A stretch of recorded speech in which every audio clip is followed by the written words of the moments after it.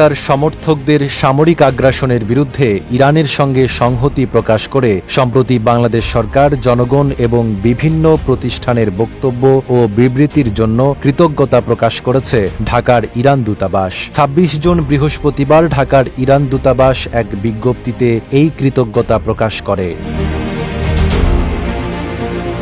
বিজ্ঞপ্তিতে বলা হয়, শান্তিপূর্ণ সমাবেশ, সহানুভূতিপূর্ণ বক্তৃতা, বিবৃতি এবং বাংলাদেশের সর্বস্তরের জনগণ, শিক্ষাবিদ এবং সামাজিক ও রাজনৈতিক কর্মীদের স্পষ্ট অবস্থানের মাধ্যমে প্রকাশিত এই সংহতি মানবিক সচেতনতা এবং ন্যায়বিচার, স্বাধীনতা ও জাতীয় মর্যাদার নীতিগুলোর প্রতি গভীর প্রতিশ্রুতির স্পষ্ট প্রতিচ্ছবি।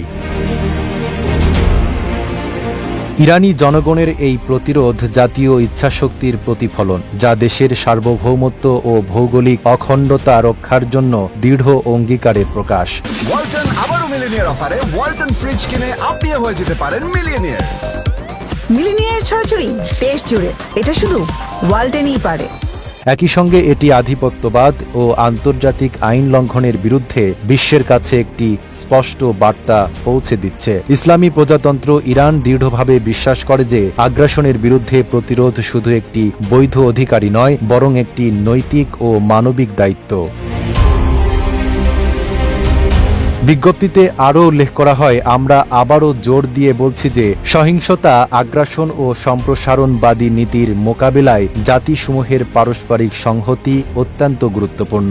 এ মূল্যবান সমর্থন ও সংহতি প্রকাশের জন্য আমরা বন্ধুপ্রতিম ও ভ্রাতৃপ্রতিম বাংলাদেশের জনগণের প্রতি আন্তরিক কৃতজ্ঞতা প্রকাশ করছি। নাইম আরাবী, ঢাকা পোস্ট।